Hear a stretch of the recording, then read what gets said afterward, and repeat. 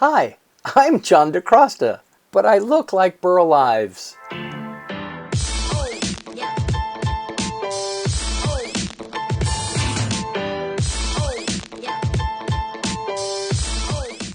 So, guys, welcome. I'm Vince Gonzales. This is the Creative Podcast. I am so excited because I'm sitting here with my good friend, John DiCrosta, amazing voiceover actor, amazing stand-up. And, John, thank you so much for making the time. Thank you very much for having me. I appreciate it. This How's is things fun. feeling? I think Fun the for last me. time I saw you, I didn't see this great goatee and mustache artistry. I know. This is, it's funny you should say that because just today I've been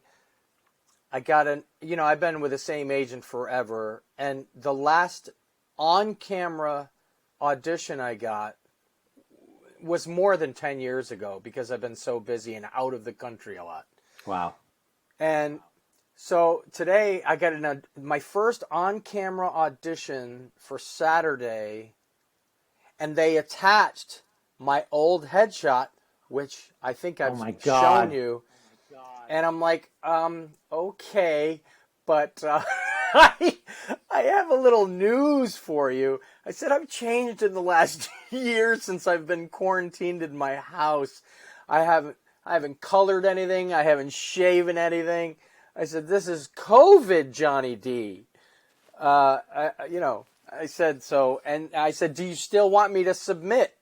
And I send him a picture of me going. I love it. And he's like, yeah, still do. They might love the look. And I'm like, okay, cool. I think it's a keeper. You know what happened, Vince? When we did our photo shoot, Yeah. I had the same style I used to have back in my 20s and 30s. Just, your regular beard. And I can grow, obviously, facial hair. And if I'm just looking to comb it over the top. If I could just... Let's talk about that later. I think that needs a little revision. I think we should circle back to that later. I'm going to part it here and just... I might vote no on that. Stuff together, and that was a lot of fun because we got to do headshots together. Headshots are always weird because I always feel like they're not really true representations of the people. They're like, what management wants to see. But the other side of that is we got to sort of play, and we did some of your coffee stuff because you're a big Dunkin' Donuts fan. And yes, absolutely. We got to play around with that a little bit too. So hopefully you get nice traction from your Java shoot. Oh, those specialty shots are some of my favorite shots I've taken in my 40-year career. Oh wow! The bubble screaming into the microphone shot is actually my cover splash photo on johndecrosta.com. On my voiceover page. That's johndecrosta.com. Let's not gloss over that. Yeah, and that picture screaming into the microphone is one of my favorites. I'm still trying to figure out what I can do with the coffee one, but that's an amazing shot. Yeah, and people love hearing the story on how we got to that final shot too. Oh, cool. Yeah. Well, next time, you got a new look, so I say we need a new photo shoot. So tell me a little bit, how did it start for you? Like, what was the bug of comedy that you devoted a career to? Well, I first came to the country from Italy. I was born there and lived there for 10 years. And then I came here, and my first two exposures to the entertainment world that grasped my attention, I'm involved with to this day. Number one, during the day, actually especially on Saturdays back in the day, it was Saturday morning cartoons. Made me fall in love with animation. All the Hanna-Barbera stuff, all the Warner Brothers stuff, all the Sid Marty Krofft shows. So that made me immediately fall in love with animation, hence me moving here in the future for animation voiceover. And for comedy, I was addicted to the Carol Burnett Show, The best. Flip Wilson, Totally. Sonny and Cher, And my biggest love, I would sit by my TV with a tape recorder holding the mic to the Dean Martin roasts. Wow. Where each comic would come up and roast each other. And as a junior high school student, maybe elementary school student, I was just rolling with this stuff. Yeah. I was rolling. So as far as stand-up, that was like my first, that's where I got bit. Yeah. You know, there was other influences later on, like Robin Williams and Steve Martin. But my first bug was those variety shows. I love that. That Tim Conway and Harvey totally. Korman and Yeah, Carol still. losing it during a sketch. Oh, Yeah, exactly. it's the best. Still, I can fall down the rabbit hole on YouTube for hours and watch bloopers and stuff from that show. And I still laugh as hard. Who was the other comic that would do from the 50s with the violin? Henny Youngman? Yeah, but there was another, he had his own TV show. He was very dry. Jack Benny. Jack Benny. Yeah. I loved that show. That was really great stuff, yeah. you know. And I was the same way, Yeah. you know, like I grew up on, you know, Bugs Bunny and things like that. And the sophistication in the animation direction and like, you know, I learned Wagner from Kill the Wabbit. And, you know, there's just really intelligent things happening there, you know, packaged inside these great cartoons. Yeah, absolutely. Little Rascals. I was a big Little Rascals fan. Totally. Which brought me into the world of, as you can see behind me, I'm a big Chaplin, Laurel and Hardy, Abbott and Costello. That's what kind of got me. All that Max Sennett stuff got me hooked on the old 1930s and 20s and 40s, and made me fall in love with Hollywood and LA and the whole, you know, cinema, the whole dream world of movie making. Yeah. And what was like your first couple of times trying out, like getting in front of an audience? What was that? Was that terrifying, exciting? Believe it or not, here I have I started as a ventriloquist. This is my first night. I had been to a talent show, maybe in 6th grade, and saw this ventriloquist. He was like in 8th grade, and I was mesmerized. And I said, I got to do this. I got to do this. I was a big fan of puppetry and marionettes and stuff like that prior. But when I saw this guy getting laughs with this puppet and I knew he was speaking for him, oh my God, I went nuts. So the following year, so that Christmas, I asked for a ventriloquist puppet. And I started working on routines like most kids. And all my skits and my lip control and everything. And my first night on stage, that is my first night on stage in 7th grade. Wow. Wow. That's amazing. That's my very first show ever. Oh my God. Yeah. That's crazy. Yeah. So that's how it all started as ventriloquists. And then they're still around. They keep me company. And like I said, I just started a little cooking show on YouTube with this chef puppet that I had made. So that'll never die. That love of, it's that childlike mentality that I have. Yeah, you know totally. what I mean? I love it. I love it. And then so I love playing. Exactly. And so I hate work and homework. Exactly. And so voiceover came to you after, right? That was something that you developed later? The way that happened was I was doing stand-up, I guess early 90s maybe, in my hometown of upstate New York in the Albany, Schenectady area. And this female that owned an advertising agency came up to me and she said, "Have you ever thought of doing voiceover?" And I said, "That's what I want to do for a living eventually. I want to move," not even thinking that was ever going to be possible. But I did say, that's what I want to do for a living eventually. I want to do animation voiceover for animated features and TV shows and video games. And She said, I need a voice for a little teddy bear for a furniture store, for a Christmas spot that I'm doing. For a furniture store, I need the voice of a teddy bear. Can you do that for me? And I said, of course. So she brought me in to a recording studio, which this guy later became my sister's boyfriend, the guy that owned the recording studio, which was weird. But she brought me in, and within 10 minutes, she's like, where have you been? Why haven't you been doing Nice. this? I said, because nobody's ever come up to me and said, I need you to do the voice of a teddy bear before. I said, it's not something in that market that you go and seek out. I said, so anyway, so we cut the spot. It's on my original demo. Oh, cool. And we later went on to do, oh my gosh, 100, maybe 150 Wow. commercials for different things. Wow.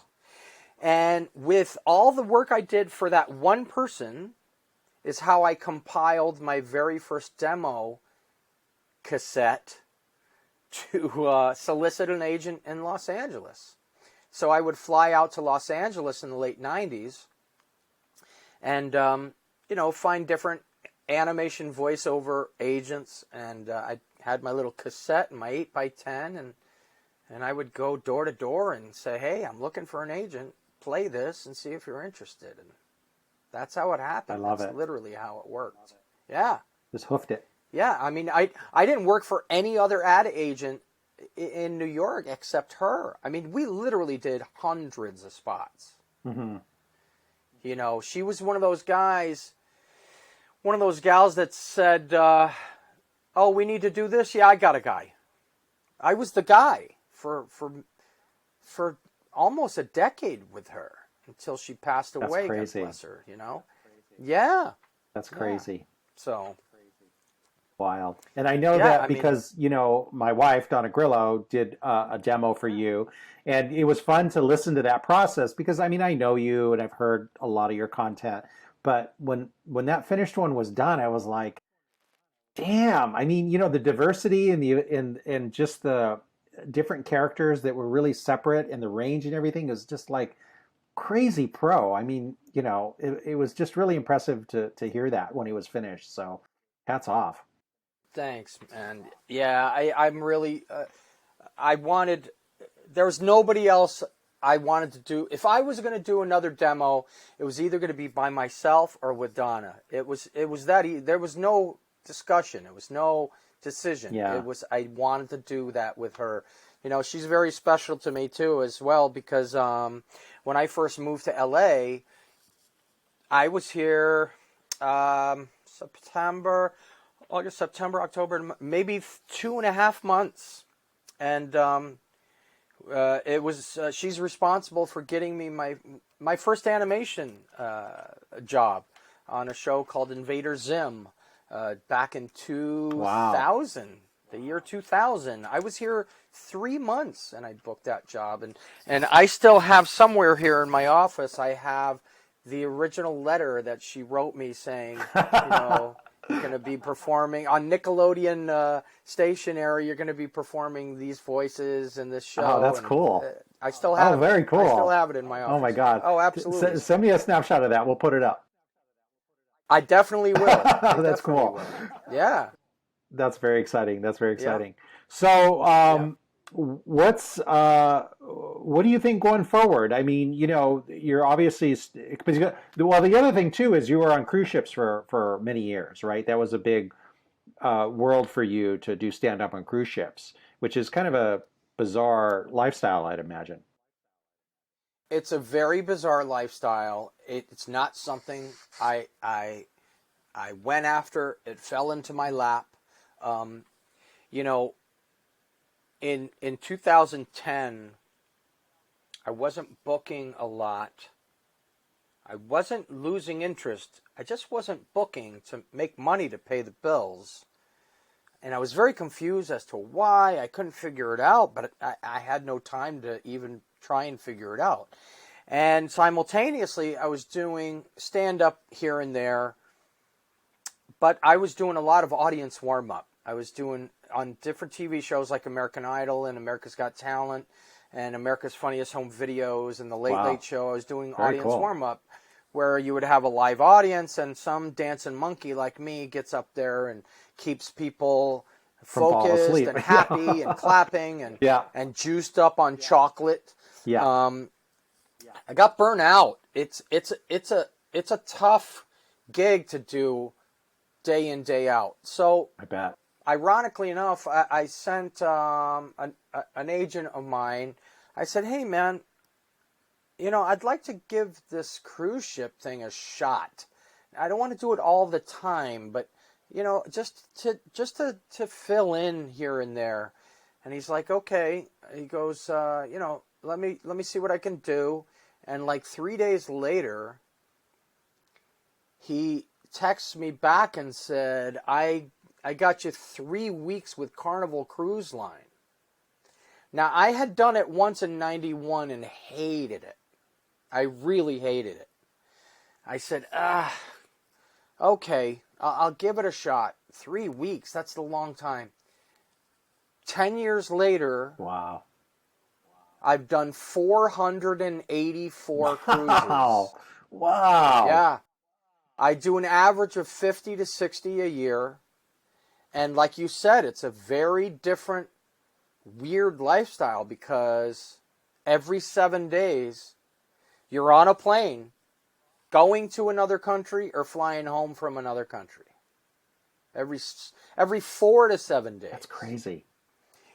Yeah, like, cruise ship crew, they're there usually 6 to 8 months. But as a performer, as a comic, with Carnival anyway, I'm there from 4, maybe 7 days. Now, I think when we return, I think they're going to keep us a little longer. So there's not the constant revolving door of entertainers and doing tests and temperature checks and all that stuff. I think they're going to keep us for a little while longer when this thing opens back up.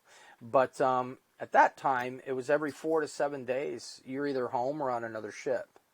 And it's crazy.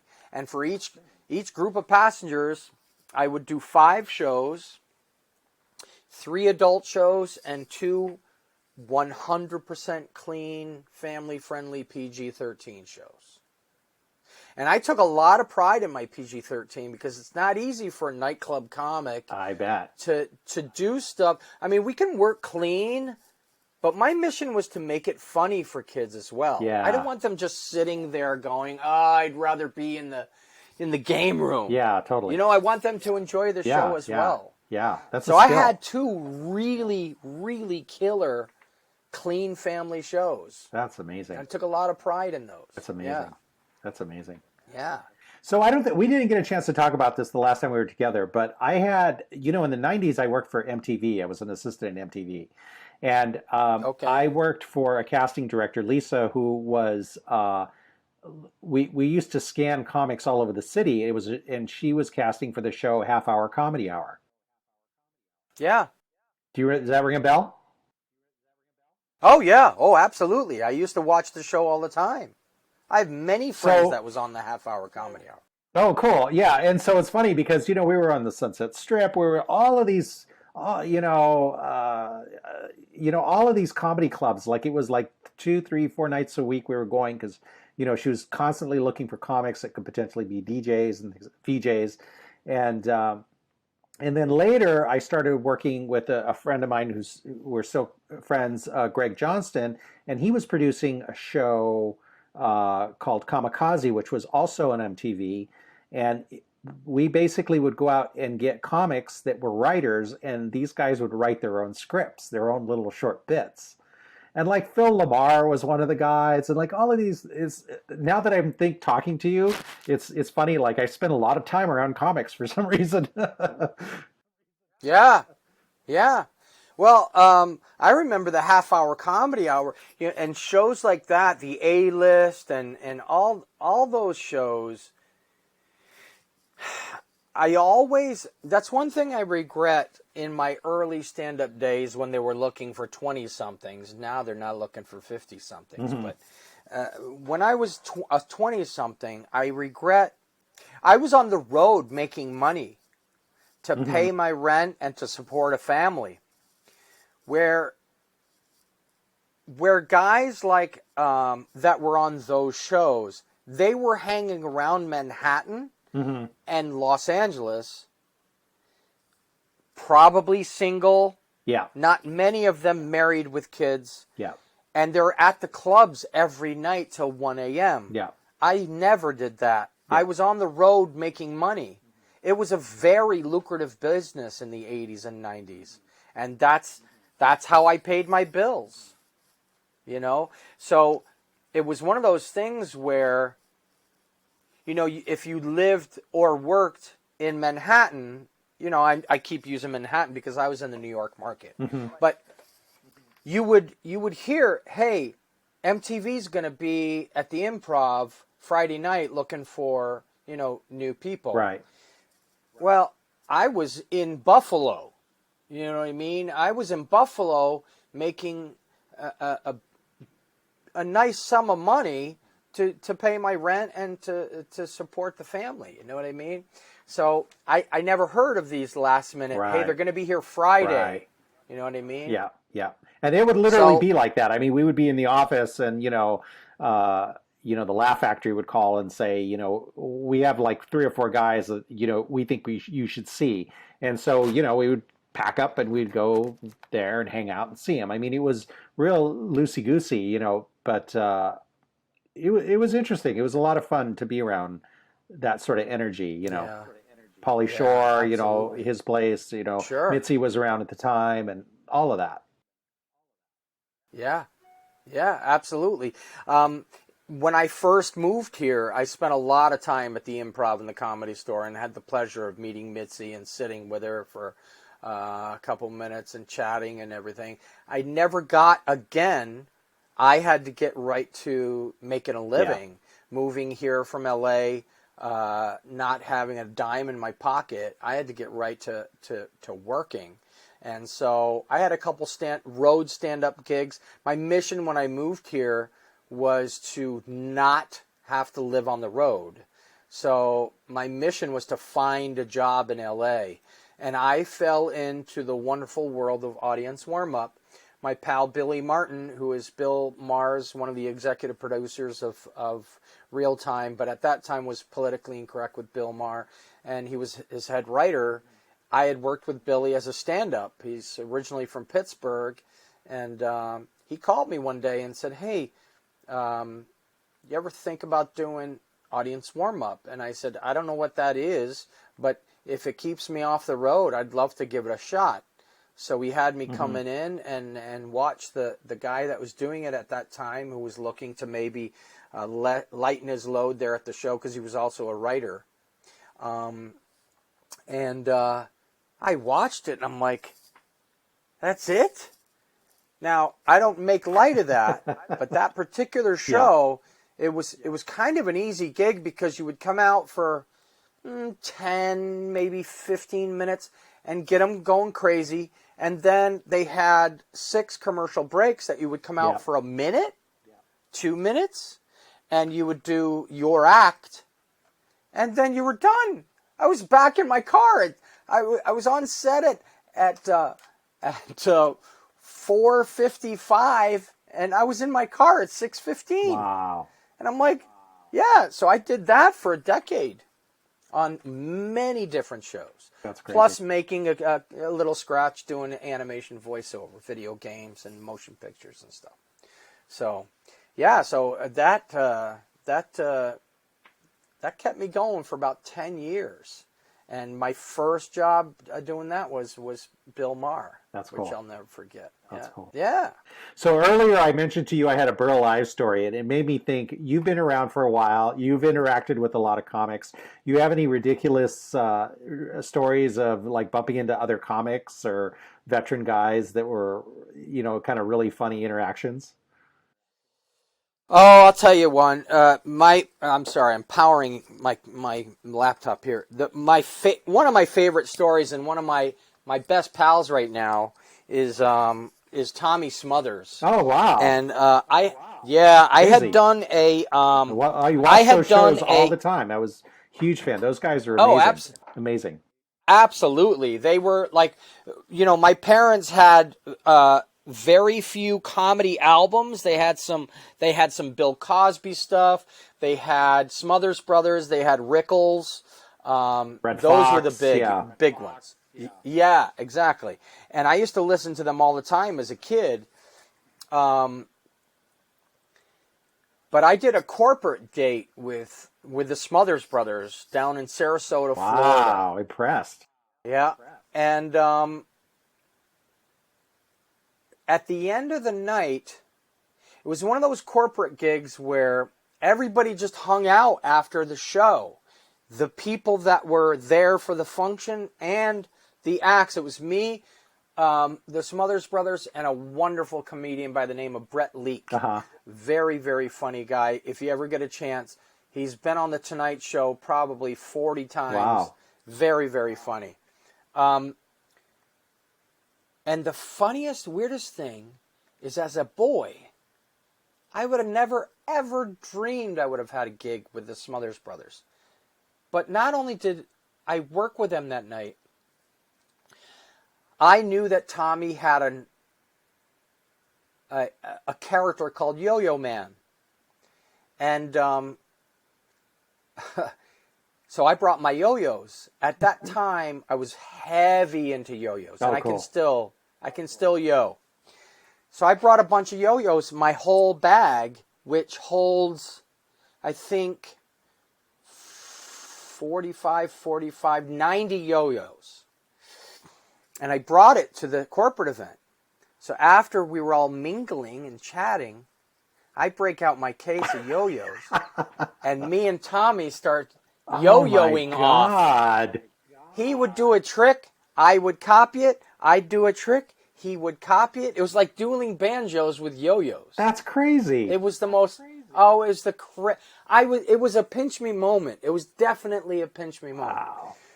So I did one called split. One of the hardest tricks is called splitting the atom, and I remember I did it, and he threw his yo-yo down and went, "It's over. Wow. It's over." That's crazy. So later on, we did another gig together, same city, because Dickie lives down there in Sarasota. Mm-hmm. So we did another corporate date, and the following year, I found Duncan had come out with a limited edition Tommy Smothers Yo-Yo Man yo-yos, Wow. wooden ones. That's crazy. I bought a red, white, and blue one, and I brought them to our corporate event and had Tommy and Dick sign all the yo-yos, and they're in one of those baseball cubes, those cubes that you put a baseball in. I have them in a baseball cube here in my office. That's crazy. Yeah. And we've become friends. I opened for them probably close to 10 times at this point. Yeah. But that first night, here was the funny, weird thing about that whole story. Not only the yo-yo back and forth was fun, but Tommy was following me. Like you would think the new guy would be going, "Oh, tell me about the show, and Steve Martin, was he really a writer on the show, and David Steinberg, and blah, blah, blah." He was following me. "Hey, how did you come up with that West Virginia thing?" Oh, I'm like, God. Get away from me, kid. You bother me. You know what I mean? It was just the weirdest situation. I was like, I would have never thought in a million years that this would be my life. It was very cool. Wow, that's an amazing And considering I idolized these guys made the moment even more special. You know That's what I mean? amazing. That's amazing. Yeah. That's a great story. But John, I really, really want to thank you for taking the time and sitting down with me. I was really looking forward to this, and I look forward to shooting with you again. I think we work really well together. You have really great ideas, and I think we can create magic. Yeah, absolutely. I feel the exact same. Vince, this was fun, man. Good, I really good. enjoyed it. I can't believe it's flown. Yeah, yeah, yeah. I gotta get off this The thing. My time computer's about to is fry. really. But thank you so much. I really appreciate it, and I hope we get a chance to do it again soon. Let's circle back, and I'd love to hear more how things develop for you. So, best to you, best to your All wife, right, buddy. and I look forward to chatting with you again. All right, Vince. Thanks, man. Thank you very much.